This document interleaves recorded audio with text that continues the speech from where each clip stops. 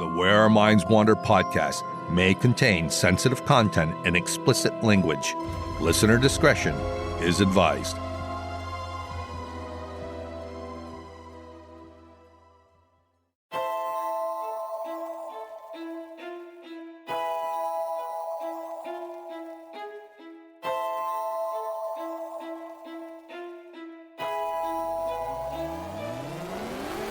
Greetings, fellow wanderers, to the places our minds wander. The house at the end of the dirt road, where disembodied voices whisper and strange sounds make the living shiver. Where shadows lurk at the edge of the woods, just outside your back door. And mysterious lights speed beyond reason across the clear night sky. Odd events throughout time that lead you down the rabbit hole. I'm Wes. And I'm Beth. And this is Where Our Minds Wander. Hello and welcome to Where Our Minds Wander, all you fellow wanderers. Thank you for joining us. Hi, everybody. Well, last week, during our Jersey Devil episode, we mentioned how one guy in 1870 claimed that he saw the Jersey Devil cavorting with a mermaid. And although we made some jokes about it, it got us thinking about mermaids and sirens, and where all the mythology started. Plus, to tell you the truth, I didn't really know what the difference was between a mermaid and a siren. Me neither. So, I was curious if there was any compelling mermaid encounters out there that might make us wonder if mermaids are actually real. So for tonight's episode, that's exactly what we're talking about. Mermaids. And to start us off, Beth is going to tell everyone a little bit about the history of mermaids. A lot about the history of mermaids. I'm going to give you so much history about mermaids, you'll never wonder again. So, mermaids have been part of American pop culture for centuries. Just walk down any toy aisle in any store and you're bound to see one. Or any home store that sells knickknacks. People decorate their bathrooms in mermaid motifs or their beachfront homes. At Halloween, it's totally common to see mermaid costumes for your dog or cat on sale. Weeki Wachee Springs State Park in Florida is famous for its live mermaid shows. And Norfolk, Virginia has 130 life-size fiberglass mermaids installed around the city that were each painted by local artists. When I was a kid, the movie Splash with Tom Hanks and Daryl Hannah was a massive hit, making $69 million in 1984. Then, in 1989, Disney released the animated film The Little Mermaid, which was also a smash hit, making $84 million that year. To date, with all the merchandising, etc., it has reached $235 million. Recently, in 2023, Disney released a live-action version of the film. Hans Christian Andersen's original story was published in 1836 and has a much darker ending than the Disney film. In the story, Prince Eric decides to marry a human woman, and in order to turn back into a mermaid and avoid dissolving into nothing but sea foam, the mermaid takes a knife from the sea witch in order to kill Prince Eric on his wedding night and let his blood drip on her feet. The heartbroken mermaid can't bring herself to do it, though, so she ends up dissolving into sea foam anyway. But Andersen's sad tale was not the beginning of our fascination with mermaids. Mermaid lore existed long before that. Mermaids are a part of mythology all over the world. In fact, there was one article I found that listed 24 different versions of mermaid tales. No pun intended. From different countries, including Ireland, Russia, Brazil, Japan. The list goes on and on. The variations are kind of fascinating, like the blue men of the mink or storm kelpies in Scotland. They are actually mermen with blue skin who float on top of the water along the Scottish coastline. If you see one, they will ask you to recite a poem. If you refuse or simply can't come up with an entertaining poem fast enough, they will grow angry, flip over your boat, and drown everyone on board. There's also the Corrigans of Brittany, France, who live in the smaller bodies of water, like streams and rivers, and even large fountains. They are female with long hair, which they will comb while singing beautiful songs.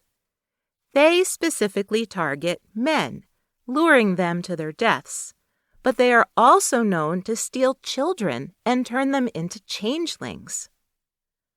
The male Murrows of Ireland are truly horrible, capturing the souls of drowned sailors and trapping them inside pots, which sink to the bottom of the sea. Their souls can only be released if another person is willing to risk their life to swim to the bottom of the ocean to help them. But the female Murrows aren't much nicer. They too are known for seducing young men with their beautiful singing, and those young men are never seen again. In Japan, the ningyo is a kind of reverse mermaid, in that it's a fish with a human face. That's creepy. It is creepy. I think most people assume that mermaids in all of their forms are just mythological creatures or misidentified sea creatures. But since there's actually a mermaid sighting database run by an aquatic studies group in New Zealand, some people must think that they really exist. The popular version of mermaids that we've embraced here in the United States have the tail of a fish and human torsos and heads. Mermaids are incredibly beautiful, and mermen are either very handsome or very ugly. Mermaids are able to take on an entirely human form, and they often marry the human men who have stolen something from them, like a comb or a mirror. If the human man hides the stolen object really well, the mermaid will live with him forever. But if she finds this stolen object, the spell is broken, and she can return to the sea. In general, though, both mermaids and mermen are considered harmful to humans, as their gifts and powers often led to horrible misfortune. If they are offended, they can bring on disasters like floods or tidal waves. They are also known to lure humans to their underwater lairs, which the human never returns from. If I remember rightly, that's how the movie Splash ended, with Tom Hanks swimming away with Daryl Hannah. Although there is mermaid lore from all over the world, the very first stories came from Mesopotamia, as long ago as 1000 BC.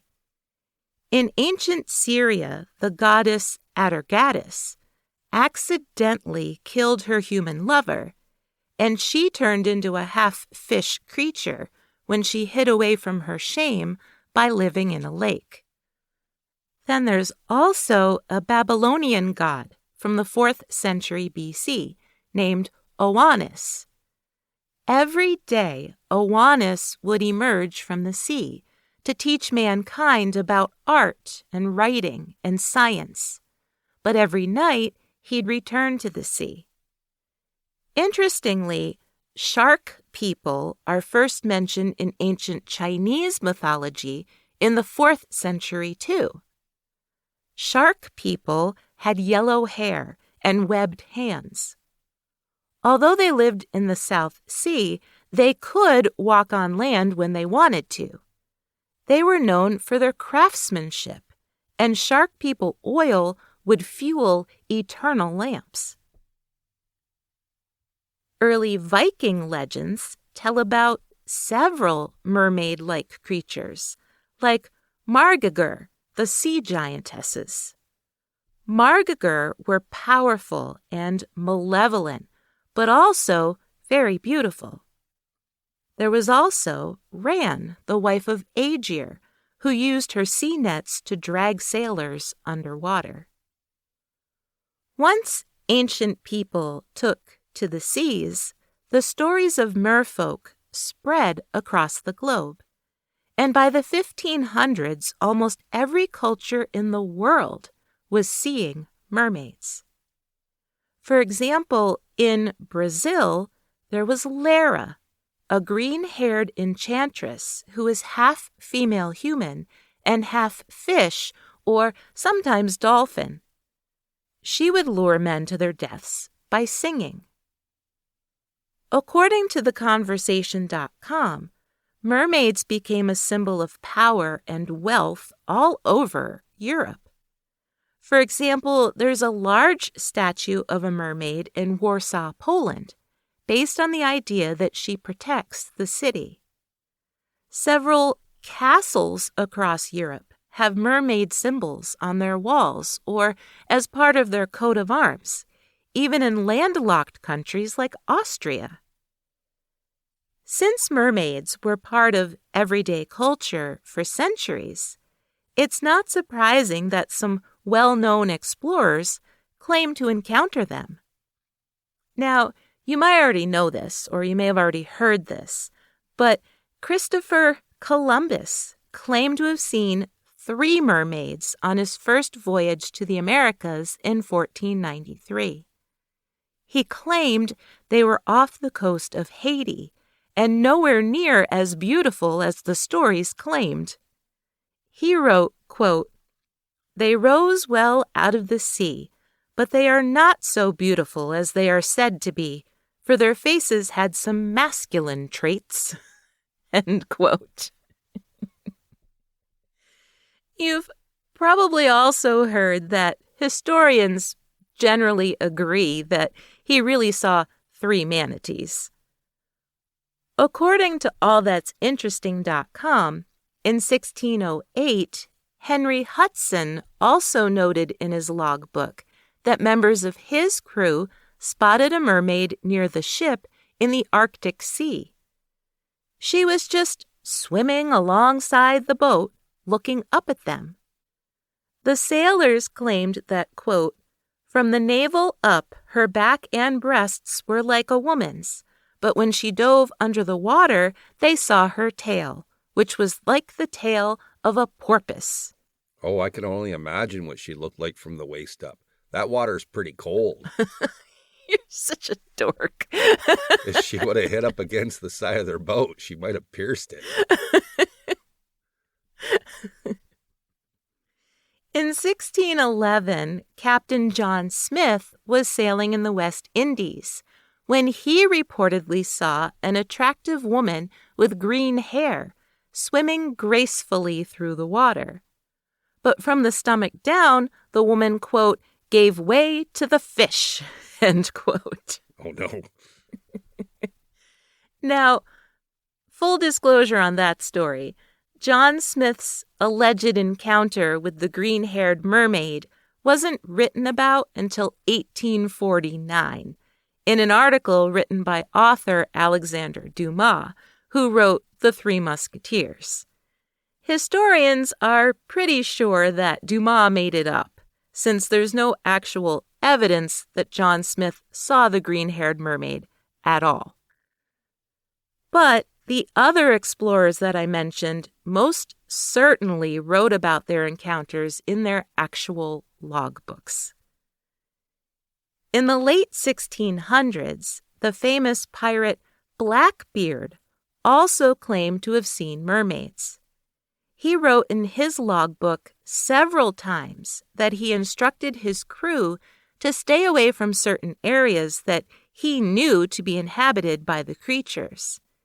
He referred to these areas as enchanted, and he was quite wary of them.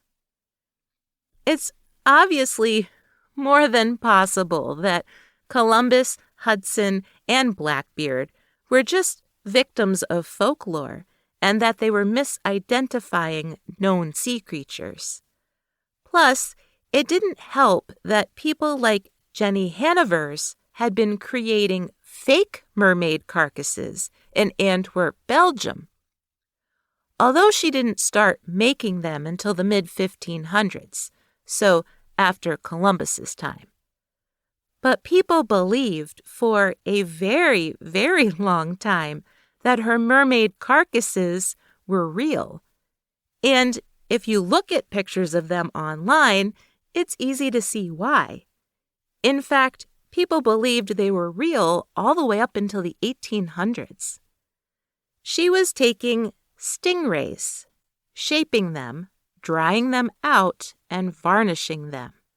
But, my gosh, they really do look like tiny little people. But in the centuries since, and all the way up to the present day, people have insisted that they've seen some honest-to-God mermaids. And not just a few people, a lot of people. According to oceaninfo.com, off the coast of northern England in 1785, a schoolmaster was walking along Sandside Bay. His name was William Monroe, and as he walked along, he noticed a figure sitting on top of a large rock.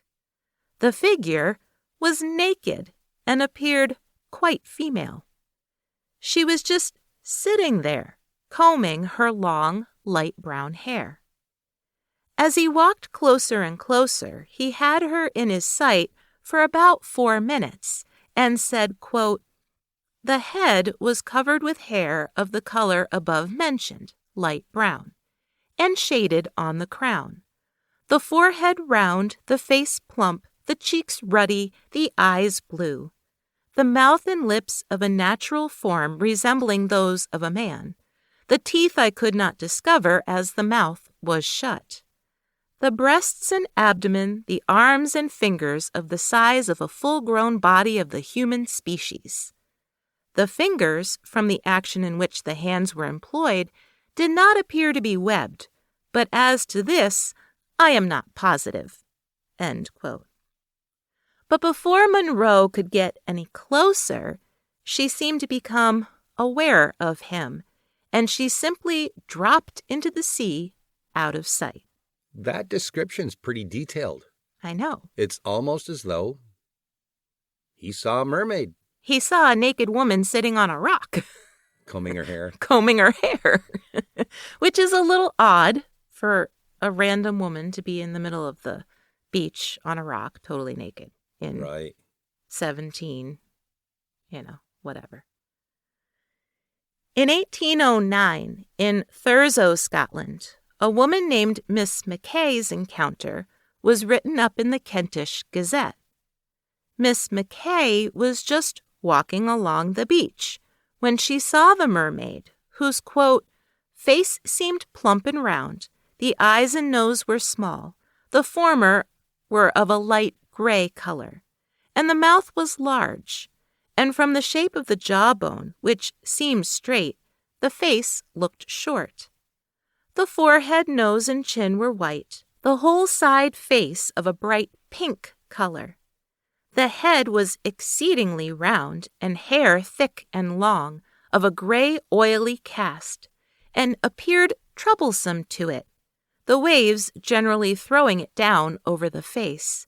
It seemed to feel the annoyance, and as the waves retreated, with both its hands frequently threw back the hair and rubbed its throat, as if to remove any soiling it might have received from it." End quote. The next sighting comes from the Paranormal Database website, which lists hundreds of mermaid sightings in chronological order spanning multiple centuries. This one happened off the Isle of Man in 1810. 3 men from the town of Douglas found 2 mer-children on the rocky shore. One was, unfortunately, already dead, but the second was still alive. The men carried it into town, and it was described as being a little under 2 feet tall with dark skin. Its tail had a purple sheen, and its hair was light green. On June 4, 1857, 2 Scottish sailors, John Williamson and John Cameron, claimed to see a mermaid in the water off the coast of Britain.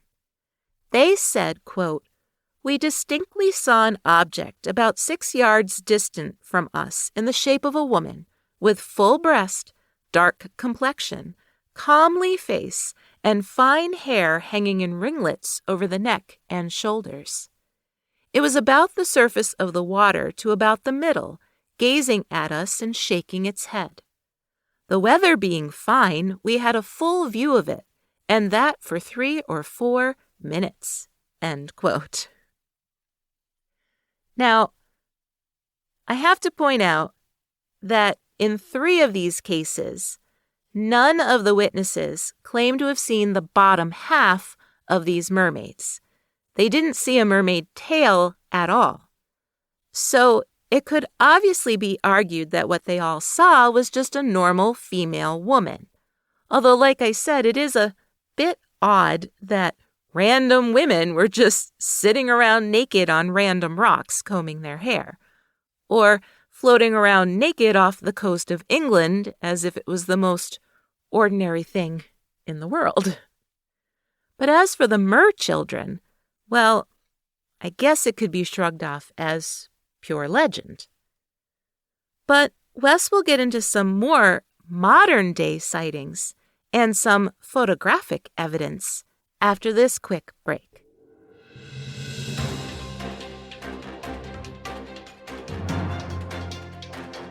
Hey, did you know? French fries were invented in Belgium. Hawaiian pizza was invented in Canada. German chocolate cake was named after a guy named Sam German.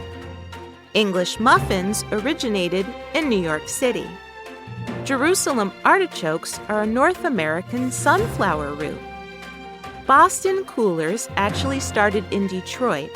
Mongolian barbecue was invented in Taiwan, and nobody in Russia has ever heard of Russian dressing. Who'da thunk it?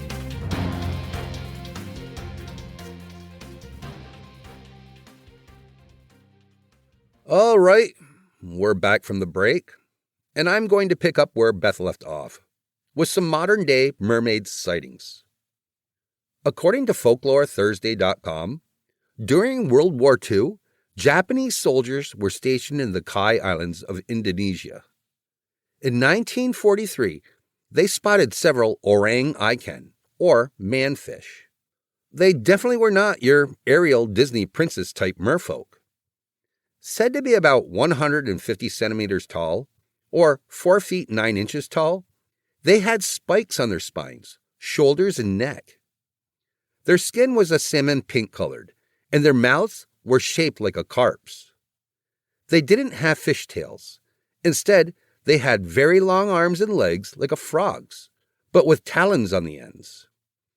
Allegedly, one squadron was patrolling a lagoon when they noticed something weird thrashing in the water. An orang-ikan jumped out and landed on a rock. It let out a, quote, gurgling, burping sound that didn't seem all that friendly. A second manfish appeared and swam towards them so fast that the soldiers shot at it, and they shot at the one on the rock, but both creatures slipped into the water unharmed. I guess there's a horror movie on Shudder based on this encounter that came out in 2025, but I haven't seen it. I did check to make sure that this alleged sighting wasn't just a promo for the movie, And I have to say that the article about the sighting was from 2020. So I don't think it was written as a promotional thing. But with that said, you never know. In 1967, 2 ferry boats filled with tourists sailed past the main islands of British Columbia. Dozens of people were shocked to see a mermaid with long blonde hair just lounging on the beach, happily taking a bite of a freshly caught salmon. Now, these were tourists with binoculars, so they could really see this mermaid. One tourist described her as very attractive and that she even had dimples. They even took photos of this mermaid, one of which ran in the Times Colonist, and clearly shows an unmistakable mermaid. Charles White, a biologist who designed the Undersea Gardens attraction, put up a $25,000 reward for anyone who could capture this mermaid. He even offered her a room and board and an array of combs for her hair. Wow, how very generous of him. What I find funny about that is, why did he think that room and board would be so attractive to her other than living in her ocean environment? Right. What's the incentive there? Something's not right. The Undersea Gardens, by the way, was the boat that took people out into the harbor and then descended 15 feet underwater, where people could see several aquariums. So it actually sounds pretty cool. Unfortunately, though, the mermaid did not come stay with Charles White, and nobody collected the $25,000. Shocker.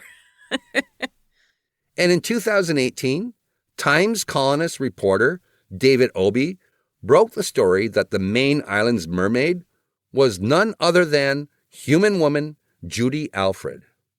The whole hoax was meant to be a promotion for a local fishing derby.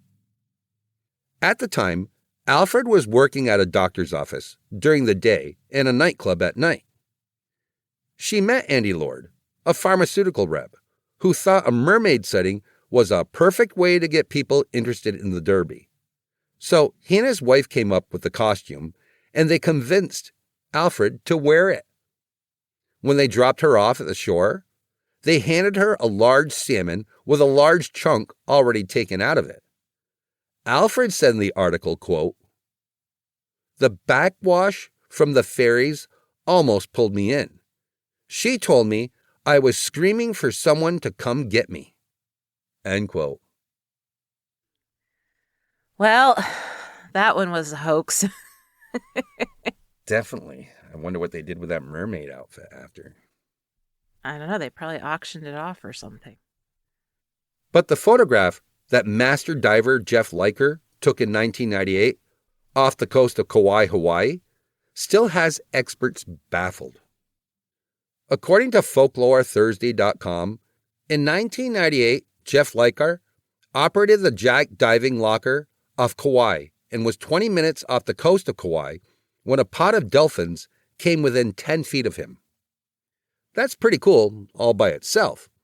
But when he spotted what he thought was a naked woman swimming with them, he was really surprised, especially since she was swimming as fast as they were. Then all of a sudden, she jumped out of the water, revealing her mermaid's tail. 10 passengers on his boat saw it also. And when she leapt out of the water a second time, they couldn't deny what they were seeing, an honest-to-God mermaid. The dolphins and the mermaid swam away. But then about an hour later, Liker was taking some underwater photographs when the mermaid suddenly appeared again. This time, he was able to take several photos of her, which to this day have not been debunked. Wow. They have not been debunked. They were that good. Wow. Liker said, quote, "I feel very lucky that I'm the one to finally prove to the world what people have known for half a century," says Liker. "The Kauai Point mermaid is real." That's pretty cool. Yeah. So now you know it. Mermaids are real. Because of that one encounter. So if you go on the dating site Plenty of Fish, Oh. there's truly plenty of fish out there for everyone. Yeah, sure. Do you have more stories? Do you mean, do I want to continue on? Yes. Well, this could be a whole new app for mermaid people. Like dating services for meeting up with mermaids? Right. I'm sure it already exists out there somewhere, but you're not going to get what you expect. Probably not. No. It's not going to be a real mermaid, is it? No. No. In 2009, the Israeli government offered a $1 million reward to anyone who could snap conclusive photos or record conclusive video of the mermaid inhabiting the waters near Kiryat Yam. Shlomo Cohen was the first to spot her. He told the Israel National News that, quote, "I was with friends when suddenly we saw a woman lying on the sand in a weird way. At first, I thought she was just another sunbather, but when we approached, she jumped into the water and disappeared. We were all in shock because we saw that she had a tail. From then on, spectators came down to the water to see her for themselves, and the half-girl, half-fish didn't disappoint. For days, the alleged mermaid did tricks in the water every day at sunset. Several onlookers took photographs, but all of them weren't deemed conclusive enough to win the $1 million award. NBC, here in the U.S., heard about it and got involved, sending news crews to capture evidence for themselves. They filmed above and below the water during the day and night. And one night, they claimed that they did see a human figure dipping in and out of the water. Their footage was transferred to the Center of Coastal Oceans Research in L.A. The director of the center, Michael Strack, said that although the footage showed a, quote, real possibility of a mermaid, they could not conclusively say that it was, in fact, a real mermaid. But they couldn't conclusively say that it wasn't either. It so much reminds me of Bigfoot. Oh, I hadn't really thought about it that way. Although I couldn't find any of the original footage online, I did find some very well done videos on YouTube that are clearly trying to convince people that she's still there. Although one video is really well done, there are a couple of red flags that it isn't exactly authentic.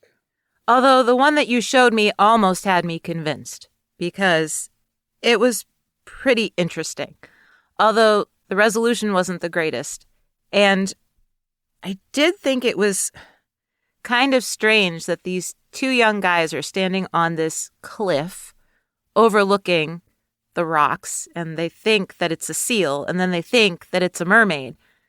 And instead of focusing on the mermaid, the guy with the camera, the phone, kept panning to his friend to get his friend's reaction, which to me, I was like, yeah, that might be more of a red flag, that it's not real. Yeah, I had to look at it several times. It's in 720p, so it's not the best resolution, but it is from a little while ago. But at the same time, the way the creature dives off the rock into the waves, crashing up against the rock that it was sitting on, seems to be really, really dangerous. It's not something that you would do as a swimmer. Mm-hmm. So, to me, it's pretty hard to believe that any human would be willing to do that for a YouTube video. So, I don't know. As it leaps off, it's very clearly not a seal. And I do have to say that it looks like a mermaid. It does look like a mermaid. I really thought, okay, they're young guys. He keeps painting back and forth because he's excited. And, it does look like a human figure.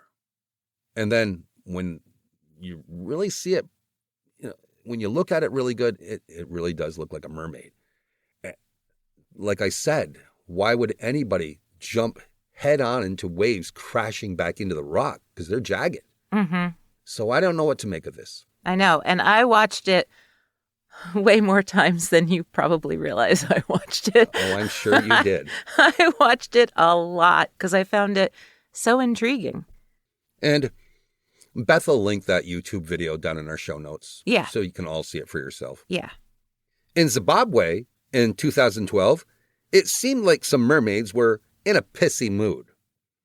There was a blocked water pump at a dam that was crucial for getting water to local farms. So the government called in a work crew to unclog the pump. They were constantly plagued by machinery problems, and they couldn't get to the root of the problem. Several divers were sent down to check it out, but many of them resurfaced so frightened that they walked right off the job site, saying that they were not coming back because of the mermaids. Although Zimbabwe is a landlocked country, they do believe that mermaids inhabit their lakes, streams, and waterfalls. And these mermaids are known for being fierce guardians of their water. They are known to kidnap people and force them to live with them for 2 years. If the person makes them happy by following their rules, they may be able to return to their normal lives. But if the person doesn't make them happy, the mermaids have no problem killing them.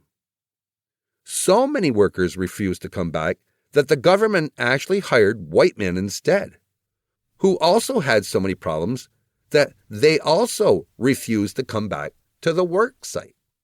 Huh. Sam Sepepakomo, a water resource minister, told the Zimbabwe Senate committee that after local village chiefs performed an ancient ritual to get rid of the mermaids, he was sure the work would continue. The ritual, by the way, involved slaughtering cows and brewing beer. The thing is, if you Google Zimbabwe and mermaids, you can find several stories, beginning in the year 2000, about dam workers encountering angry mermaids all over the country. So, it's definitely a strong cultural belief there. On the flip side, there's the New Zealand Academy of Aquatic Studies, which is run by a Professor Claiborne Weedy. The website is really well done and geared towards kids, but it includes well-documented sightings and an interactive mermaid sighting database. Kids can also become merologists. So that's pretty cool. Yeah, it's a cute website where, it definitely can pique their interest. The website offers all kinds of mermaid merchandise, including fins, tails, all the things that you need to be a mermaid or a merman. It's really cute. They also provide mermaid services for parties and events. It's really cute, and it's designed to get kids interested in mermaid legends.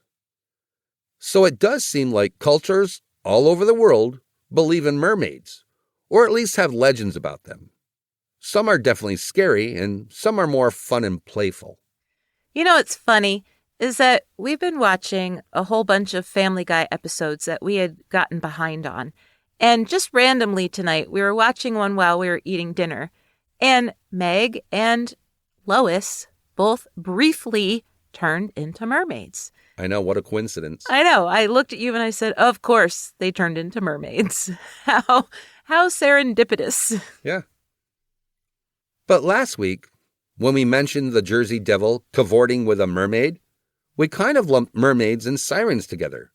So I think it's important to look at the differences between the two, and some of the sirens' lore as well. Sirens and mermaids are not the same thing, at least not originally. Sirens, as depicted in Greek mythology, were half human and half bird. Unlike mermaids, sirens were famous for their beautiful, mesmerizing singing from the very beginning. They'd perch on rocky outcroppings and lure sailors towards their deaths with their songs that promised infinite wisdom to whoever could catch them. In some tales, the sirens would feast on the sailors' flesh, but in other tales, the sailors simply died of starvation because they were too enchanted to save themselves. According to the Center for Excellence website, in Greek mythology, sirens were originally Persephone's human handmaidens. When Hades abducted her, Her mother, Demeter, gave the handmaidens wings so they could search for her across the land and the water. When they failed to find her, the sirens were cursed to keep their half-bird bodies forever. In some versions, the sirens are so upset over their failure that they chose to keep their hybrid forms. Homer wrote about sirens in the Odyssey back in 750 BC. According to Audubon.org, quote, "In the wine-dark expanse of the Aegean Sea, far from the halls of civilization, there was once a small island. No buildings occupied its flowery meadows. No fishermen worked its shores. Those who passed in their black ships heard only voices twining over the windless waves, singing a song that promised knowledge of all things. Once they heard it, they were enchanted. They had no choice but to land and seek out the singers. Those who did never left the island. Their bodies remained rotting amid the flowers, for none who heard the siren's song could escape it." End quote. Oh. Homer wrote that Odysseus had been warned about the siren's call and told his crew to stuff their ears with beeswax so they wouldn't fall victim to their singing. But he really wanted to hear them, so he strapped himself to the mast of his ship.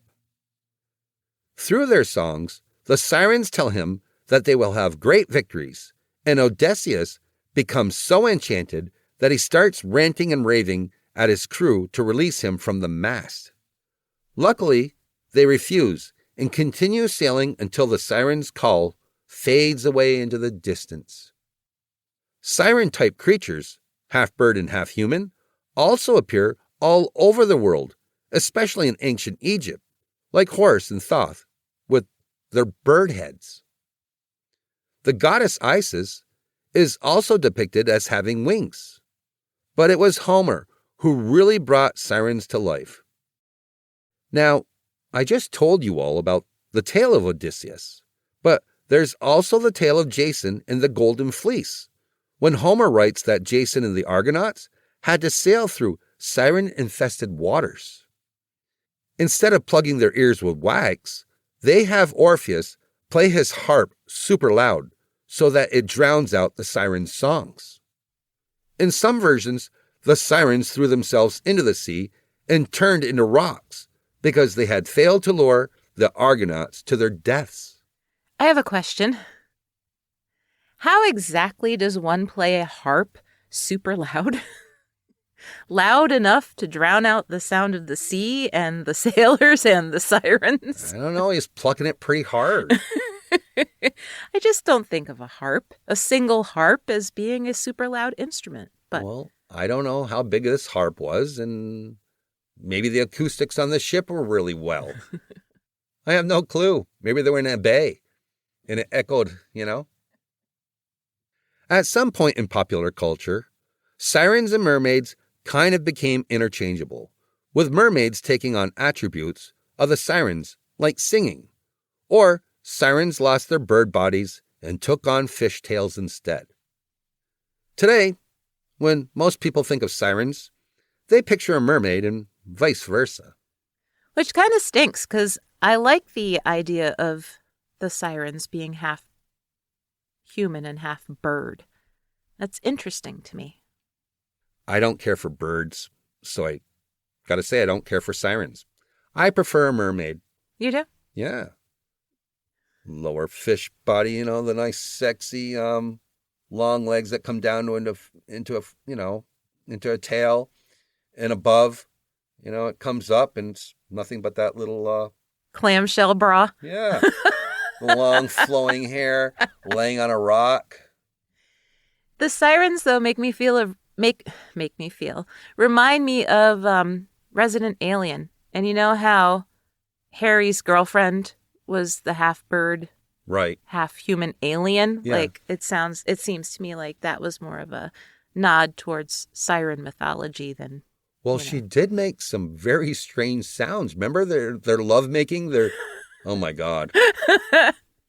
Now I go back. I I got to go back and see that. I mean, not to get off topic, everybody, but if you haven't seen Resident Alien, Oh my God, oh great. my gosh, it's a great show. I think there was, 4 seasons, maybe 5 seasons? Yeah, definitely worth it. Well, I don't know. I can see a beautiful summer evening, sun's going down. You're sitting out on a rock, with your mermaid, water pounding around you. You got rum and Coke in your hand. Got your arm around her, having a great time. Maybe a little beach blanket and picnic basket. Sounds pretty good to me. Really? Yeah. Yeah, I'm not into it. And then when you get tired of her, you just leave her in the ocean, go back home. Go back home to your wife and kids. She's not going to be spending the night or anything, right? Well, not unless you steal her comb or her mirror or something, and then she has to come back with you. Yeah. Yeah. I loved the Tom Hanks movie. I was just thinking we need to watch that again. I haven't seen it since I was a kid. Daryl Hannah was awesome in that. Yeah. Yeah, I haven't seen it since the 80s. Well, we'll look for it later. We might as well, since we're fully immersed in mermaid culture the last couple days. Yeah, we should have done that beforehand. I know. Oh, well. I know. Hindsight. I know.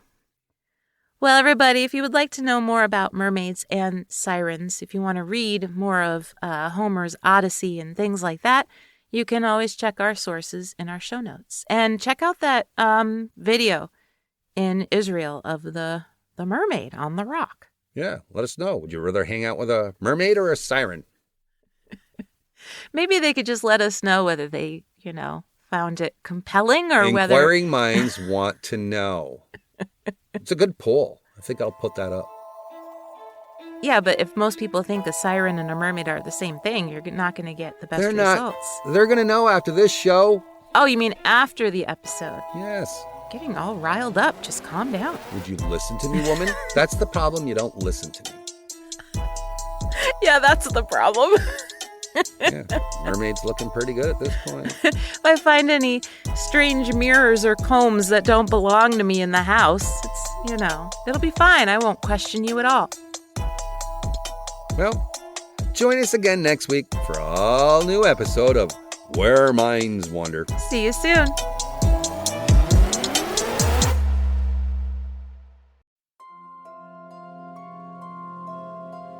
Thank you for joining us. We look forward to traveling with you again to the places where our minds wander.